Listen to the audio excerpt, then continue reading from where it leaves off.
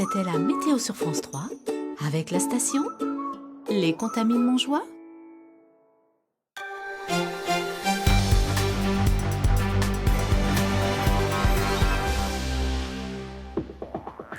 Madame, Monsieur, bonsoir et ravi de vous retrouver pour ce Journal des Alpes. À la une ce soir, l'inquiétude à Frangy, en Haute-Savoie.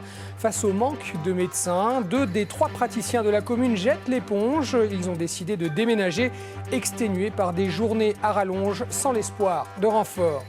Nous parlerons politique avec le premier déplacement de Laurent Wauquiez, le nouveau président de la région, dans une maison familiale et rurale de l'Ain. Et nous recevons sur ce plateau Patrick Mignola, le maire de la Ravoire et vice-président chargé des transports. Il nous dira quel est son projet pour remédier aux problèmes récurrents avec les trains express régionaux. Enfin, avec le manque de neige, la note est salée pour les stations de proximité. En Isère, la station des Sept-Lots, proche de Grenoble, accuse un manque à gagner de 2 millions d'euros. Il va peser lourd sur les comptes de la Société d'économie mixte. Dans votre édition nationale avec Carole Gessler, elle reviendra sur les attentats de janvier. Hommage aux victimes solennelles et mouvement 3 plaques dévoilées à Paris en présence des familles et de François Hollande. Mais d'abord, ce drame à Val d'Isère, première avalanche meurtrière pour des skieurs ce matin dans des secteurs hors piste. Un homme qui n'était pas équipé de détecteur de victimes d'avalanche est mort au-dessus de la piste fermée des Santons. 3 autres personnes qui étaient, elles, équipées de DVA, ont été rapidement secourues dans le secteur du Cairn, du côté de Bellevarde. Le témoignage tout de suite de Jean-Pierre Aguillon, il est directeur des pistes de Val d'Isère. Sur le massif de Bellevarde, lieu-dit le Cairn, 3 personnes traversaient pour aller faire ces pentes du Cairn. Et dans cette traversée, ils se sont fait prendre par une plaque avant. Donc sur ces 3 personnes, 2 personnes ont été ensevelies, une 3e personne n'a pas été du tout impactée. Ces 3 personnes étaient équipées avec sacs ABS qui n'ont pas réussi à déclencher et de DVA. Donc c'est grâce au DVA que les pistes secouristes ont réussi à trouver ces 2 personnes. 2 avalanches différentes, donc une à 10h30 et l'autre à 11h50. Donc, et l'autre, malheureusement, la 2e avalanche, l'issue de la personne qu'on a retrouvée, qui était une personne espagnole, son issue est malheureusement grave puisque cette personne est décédée. Je suis surtout surpris, c'est que ce sont des conditions en risque 4, en fort risque d'avalanche, et que ces gens-là ne tiennent pas compte du risque. En plus, ça, ce sont des saisonniers qui travaillent sur Val d'Isère. Et qui à la moindre chute de neige, on voit que ces gens sont friands de la poudreuse et fans de la poudreuse. Et puis une autre avalanche mortelle s'est produite entre La Toussuire et Saint-Colomban-les-Villards en Savoie. Il s'agit là encore d'un secteur hors piste. Une impressionnante coulée de neige de près de 800 mètres a emporté un skieur tchèque de 30 ans. Cela s'est passé en début d'après-midi. Je vous le disais, coup de froid sur la commune de Frangy. En Haute-Savoie, 2 des 3 médecins locaux ont annoncé leur départ pour les semaines qui viennent, exténués par leur rythme de travail et dépités par le refus de leur projet d'activité sur 2 sites, Argonnet et Frangy. Il aurait pu permettre d'accueillir de jeunes praticiens. Le reportage de Nathalie Rapuc et Dominique Semet. La nouvelle a choqué les habitants de la commune. Dans son café, Edith en entend parler depuis quelque temps. 2 des 3 médecins du village partent en février prochain. C'est une catastrophe. Parce qu'il y a beaucoup de gens qui n'ont pas de moyens de locomotion, des personnes âgées. Il y a des écoles maternelles. Les 2 médecins avaient présenté un projet pour créer 2 cabinets en collaboration avec de nouveaux confrères. Un projet rejeté par l'ordre départemental de Haute-Savoie des médecins. Finalement, avec en moyenne 70 patients par jour, les 2 généralistes ont annoncé leur départ au maire. On pensait que 2 nouveaux médecins allaient arriver et de voir qu'on n'allait plus avoir de médecins, c'est vraiment un vrai traumatisme pour nous et surtout pour les habitants. Bientôt, Dr Piellard sera seul sur la commune. Il exerce sur Frangy depuis plus de 20 ans. Quand il a commencé, il était disponible 24 heures sur 24. Depuis quelques années, il a allégé son emploi du temps. J'absorbe moins qu'avant et il y a beaucoup plus de monde. Donc je ne sais pas comment ça va se passer. Nous étions déjà en zone désertique, donc là on va être en zone lunaire. Une situation qui se généralise à l'ensemble du territoire. En gros, sur l'agglomération d'Annecy, il faudrait trouver entre 60 et 80 médecins dans les 5 ans qui viennent pour les remplacer. Or, ça va être impossible parce que ça ne se trouve pas. Cette pénurie s'explique notamment par le numerus clausus qui avait réduit de moitié, pendant plusieurs années, le nombre d'étudiants en médecine. La commune de Frangy espère attirer des praticiens avec la création d'une maison de santé d'ici 3 ans. C'est une affaire délicate révélée par nos confrères du Dauphiné libéré et sur laquelle la TNB ne veut pas s'exprimer. La société du tunnel du Mont-Blanc vient de se séparer d'un salarié en voie de radicalisation. Ce salarié, qui aurait accès à des données extrêmement sensibles, a été repéré par la police à la suite de perquisitions permises par l'état d'urgence. Il a été licencié par la TNB. Rassemblement ce matin à Grenoble pour soutenir les familles qui occupaient le campement Flaubert. Il a été incendié le 29 décembre dernier. L'hébergement de ces familles, dont de nombreux enfants, n'a été pris en charge que quelques jours par les services sociaux de l'État. Ces familles qui ont finalement retrouvé leur baraquement ce soir. Jean-Christophe Pain et Benoît Levaillant. C'est comme un retour à la case départ. Tout à l'heure, les Roms de la rue Flaubert sont entrés en force dans leur ancien campement, sous le regard des vigiles. Il y a 10 jours, un incendie a ravagé une partie de leur baraquement de fortune. Ils n'étaient pas revenus depuis. C'est tout s'est perdu et maintenant on ne sait pas qu'est-ce qu'on va faire et où on va aller. Parce que c'est vraiment, je suis en colère, j'ai envie de crier, j'ai envie de parler trop mal pour l'autorité parce qu'elle ne laisse tomber comme ça. Comme Alexandra, ils étaient une petite centaine dans le camp de la rue Flaubert, des Roms et des Roumains, qui pour certains vivent à Grenoble depuis 10 ans, dont les enfants sont nés et sont scolarisés ici. Après l'incendie, ils ont été relogés dans des hôtels, pris en charge par la mairie et par la préfecture. Mais hier, l'État s'est retiré. Une partie d'entre eux a été expulsée. Je voulais dire, s'il vous plaît, toutes les autorités qui s'occupent de nous, des Roumains, venir ici et donner quelque chose de dormir pour ne pas nous laisser tomber comme ça à la rue. Aujourd'hui, plusieurs associations grenobloises interpellent l'État. Sur l'agglomération, près de 700 personnes sont sans logement cet hiver. Il y a un code qui s'appelle le code de l'action sociale, qui est un code qui précise bien que notamment pour les familles qui ont des enfants, il y a une obligation de part de l'État, mais aussi des communes, de mettre à l'abri les personnes en fragilité, notamment les familles avec enfants. L'accueil des gens du voyage, une éternelle patate chaude pour les communes qui ont du mal à trouver des solutions pérennes. L'État le fait dans d'autres départements, il le fait dans le Rhône où pour pouvoir fermer des bidonvilles, il a ouvert des villages d'insertion pour permettre un suivi, un accompagnement de ces personnes. Ce qui est possible dans d'autres départements doit aussi être possible et coordonné et organisé dans l'Isère et sur l'agglomération de Grenoble. Pour les Roms de la rue Flaubert, la situation est loin d'être réglée. Sur ce terrain sans eau ni électricité, vont débuter des travaux. D'ici 3 semaines, ils seront expulsés à la rue de nouveau. Politique avec un déplacement symbolique pour le nouveau président de la région, Auvergne-Rhône-Alpes. Laurent Wauquiez s'est rendu aujourd'hui dans une maison familiale et rurale de l'Ain. Le reportage de Valérie Benet et Julie Jacquard. Un premier déplacement symbolique. Pour étrenner son tout nouveau costume de président de la région Auvergne-Rhône-Alpes, Laurent Wauquiez voulait de la campagne et de l'apprentissage. Rendez-vous donc dans une maison familiale et rurale. Toute la campagne, on a travaillé sur l'emploi et notamment la formation des jeunes. Donc il a souhaité aujourd'hui marquer son élection par un premier déplacement dans un centre de formation. On fait un snap ? On fait un snap ? On fait un snap si tu veux. Ici, quelques 200 jeunes sont formés en alternance au métier de bouche. Un œil dans les casseroles des cuisiniers, mais rapide, ils sont en pleine épreuve surveillée. Pour s'étaler, mieux vaut alors prendre la direction du laboratoire de pâtisserie. Là, on attaque tout ce qui est viennoiserie, donc la brioche, les croissants, les pains au chocolat. C'est dur, ça, la viennoiserie ou non ? Pour eux, c'est dur parce qu'il y en a de moins en moins de patrons qui en font en entreprise. Et forcément, face à un homme habillé de rouge, la tentation est grande de passer commande. Qui s'occupent un petit peu plus de l'apprentissage et puis surtout des maisons un petit peu privées comme nous où on n'a pas trop de subventions par rapport à ce qu'on fait, quoi. Cela tombe bien. Si Laurent Wauquiez met la main à la pâte dès sa prise de fonction, c'est justement pour afficher ses priorités. L'objectif, c'est que notre région soit leader dans les 5 ans sur l'apprentissage en France, qu'on soit la première région en formation. Ça veut dire, qu'il faut développer les formations, investir dans ces structures. Deuxièmement, ça veut dire que je veux travailler avec le milieu de l'entreprise. en conditionnant par exemple l'octroi de marchés publics à l'embauche de jeunes apprentis. L'apprentissage étant pour lui, il le répète, la voie royale vers l'emploi.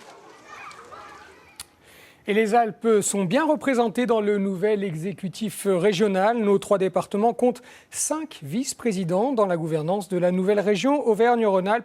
Plus de détails sur les attributions sur notre site internet France 3 Alpes.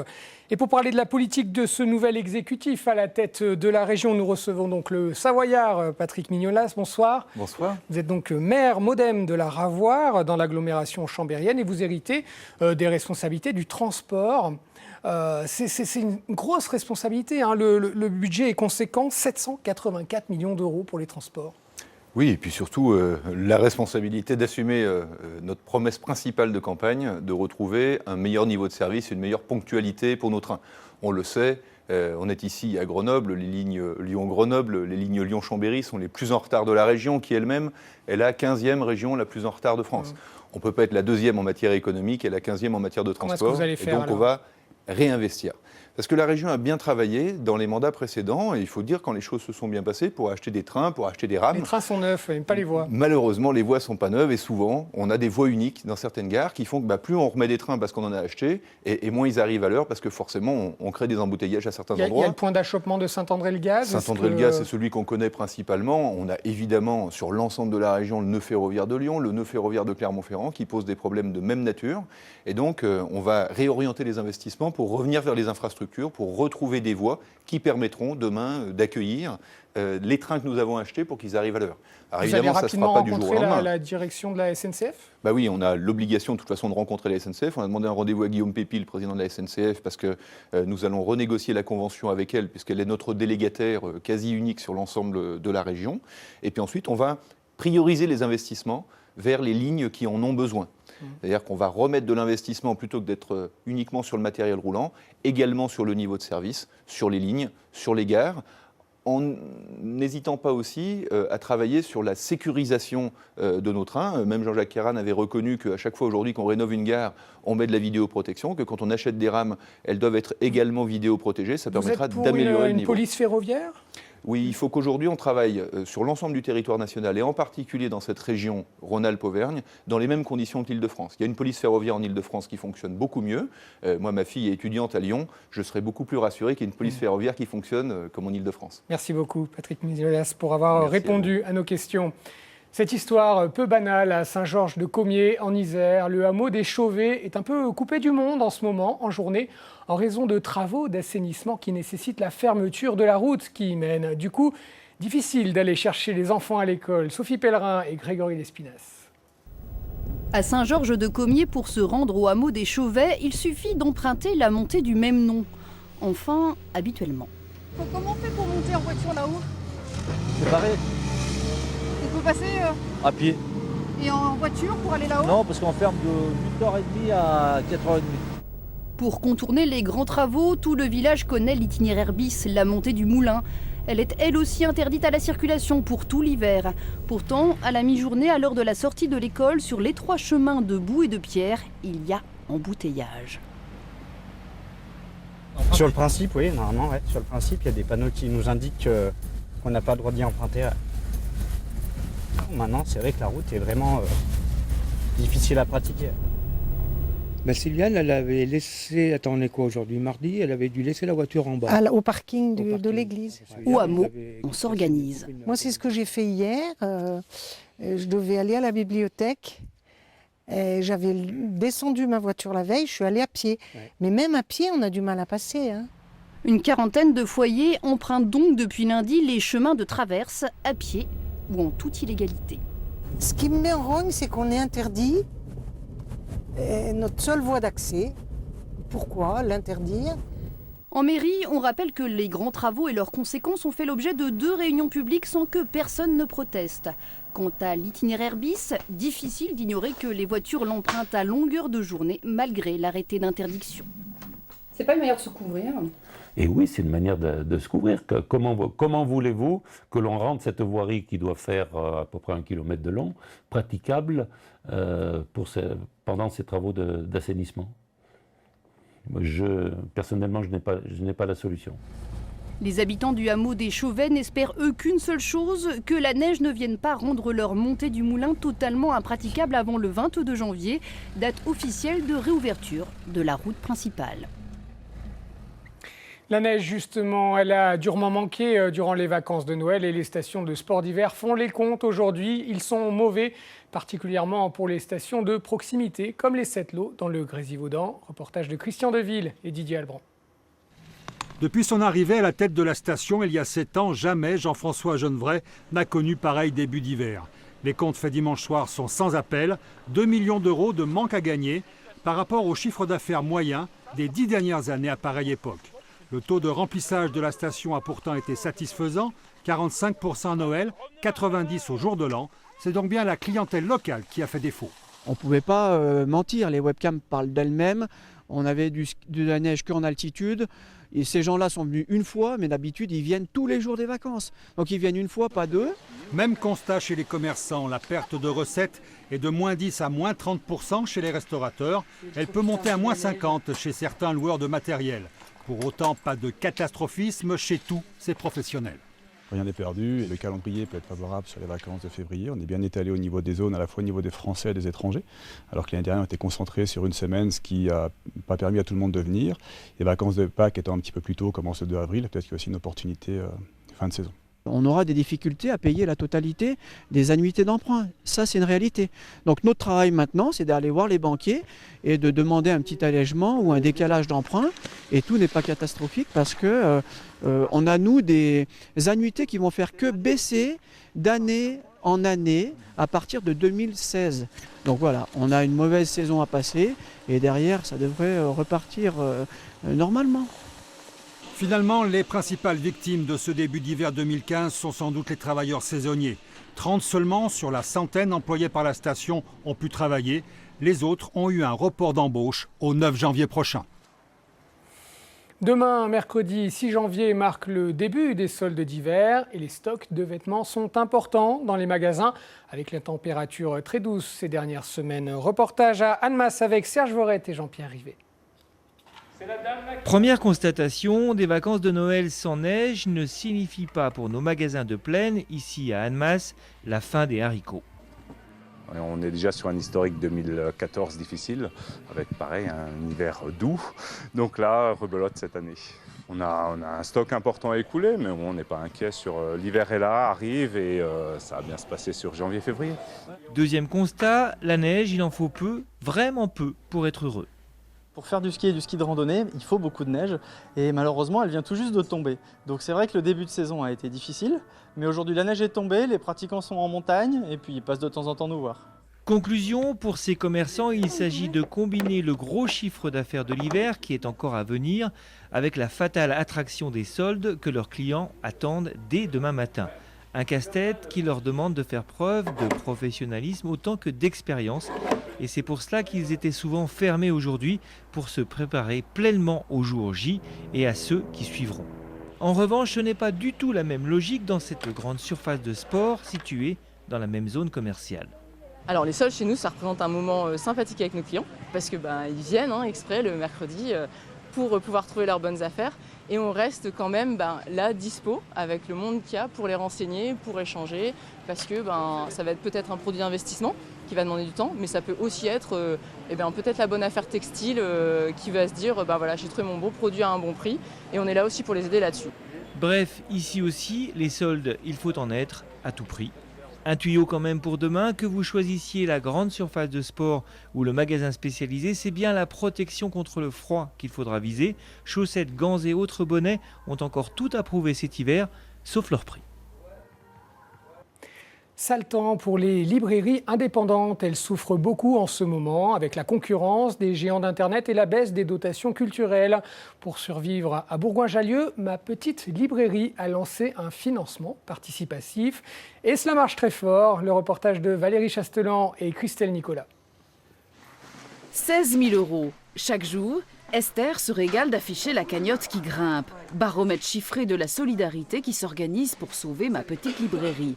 Mais lancer un financement participatif, ça n'est pas une démarche simple. C'est pas évident parce que c'est, comme je le dis souvent, c'est un petit peu à votre bon cœur, monsieur, dame. Et en fait, c'est pas ça du tout. C'est absolument pas ça. Surtout pas. C'est un soutien, donc comme je dis, une solidarité, et c'est les gens s'approprient notre lieu. Ils s'approprient ma petite librairie, c'est leur petite librairie. Esther, fille, petite fille, nièce de libraire, et Marie-Laure, ancienne prof reconvertie dans les livres, travaillent ensemble depuis 8 ans. Et il y a 4 ans, le binôme se lance et ouvre Ma Petite Librairie. Elle retape les murs, court après les prêts, apprivoise les écoles et bibliothèques, et les clients se régalent. C'est important parce qu'on y trouve justement du rêve. Et puis aussi, on trouve du rêve, mais aussi on trouve des choses qu'on a en tête, mais dont on n'a pas l'explication. Je feuilletais tout à l'heure les mathématiques, connaître les grandes théories de mathématiques en 3 minutes. Moi, j'aime bien les mathématiques, mais je n'avais jamais vu un livre comme ça. Mais voilà, même si elle rogne sur tous les fronts, le capital un peu juste de départ, les travaux du centre-ville, la trésorerie s'essouffle. Esther et Marie-Laure refusent de renoncer et les clients viennent à leur secours. C'est pas possible qu'un magasin comme ça disparaisse, quoi. C'est pas possible, quoi. Voilà, donc je me suis dit, il faut faire quelque chose. Il y a trop peu de magasins qui nous offrent un tel service de qualité pour qu'ils disparaissent, quoi. C'est une librairie unique dans la région, où vous avez un conseil, c'est quelque chose d'humain, vous pouvez fouiller, vous venez des heures, l'endroit est magnifique. Et il faut vraiment que, si elle s'arrête, je ne sais pas ce que je deviendrai. Nous lançons un crowdfunding. Pour sauver Ma Petite Librairie, il faudrait 30 000 € d'ici fin janvier. On peut donner des 5 € et c'est bien parti. Mais qu'est-ce que ça fait du bien et plaisir quand on voit cet accueil-là. C'est extraordinaire. C'est une aventure extraordinaire que je ne souhaite pas à tout le monde, bien qu'elle apporte des choses superbes.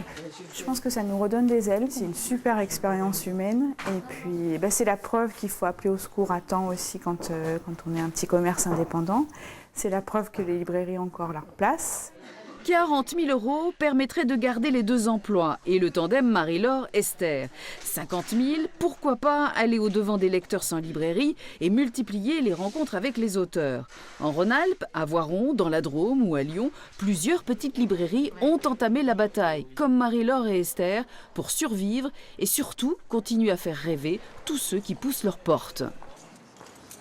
Voilà, Ma Petite Librairie, une pépite culturelle qui veut continuer à briller.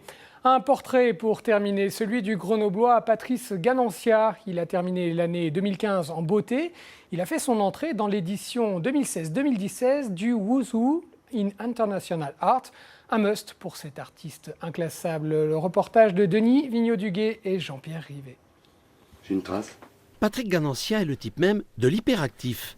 Un homme aux 36 métiers, mais un éternel insatisfait qui un matin se réveille au bord de la dépression. Il s'en ouvre à sa famille. Bien lui en a pris. Ma femme qui a entendu ça m'a, quelques mois après, où j'étais dans une période un peu trouble psychologiquement, m'a offert une toile blanche avec des pinceaux et de la peinture. Et elle m'a dit, écoute, ça devrait t'occuper. Et c'est le début d'une grande histoire d'amour entre cet autodidacte et la peinture, au point même qu'en juillet 2014, il décide de tout quitter pour elle. Donc j'ai pris le risque, aux grandes dames de ma famille, mais qui m'a soutenu quand même, d'arrêter le travail dit normal pour me consacrer essentiellement à l'art. Alors j'y découvre une liberté absolue. Si en général la peinture de l'artiste est abstraite, il arrive, comme au lendemain des attentats, qu'elle véhicule un message fulgurant. Oui, elles sont criantes de vérité parce que il a fallu que j'exulte, moi, un message qui n'est pas vocal, qui n'est pas verbal, qui est juste fait avec ce que disent mes tripes et mes mains. En 2015, c'est la consécration. Son nom apparaît dans le Wuzhou, le rêve pour un artiste. Je suis encore un peu sur le nuage, pour être très franc. En tout cas, pour moi, c'est une espèce de consécration parce que ça me permet de me dire que finalement, ce que je fais existe vraiment. Cerise sur le gâteau, dans quelques semaines, l'artiste grenoblois va s'envoler pour San Francisco où ses œuvres vont être exposées dans une Smart Gallery, un nouveau concept de galerie numérique destiné aux grands hôtels et aux palaces. Avant de vous quitter, je vous rappelle ce qui a fait la une de votre journal des Alpes. Ce soir, 3 avalanches qui ont fait 2 morts et 2 blessés graves à Val d'Isère ce matin et à la Toussuire. La personne décédée à Val d'Isère faisait partie d'un groupe de 4 skieurs espagnols qui évoluaient sur une piste fermée. Les 2 blessés faisaient partie d'un groupe de saisonniers partis faire du hors-piste malgré le fort risque d'avalanche. Et puis à la Toussuire, exactement entre Saint-Colomban, les Villars et la Toussuire, il s'agit là aussi d'un saisonnier qui est décédé. Il était pourtant équipé d'un airbag et d'un détecteur de victimes d'avalanche. Voilà, c'est la fin de ce journal. Merci de votre attention. Je vous souhaite une très belle soirée. À demain.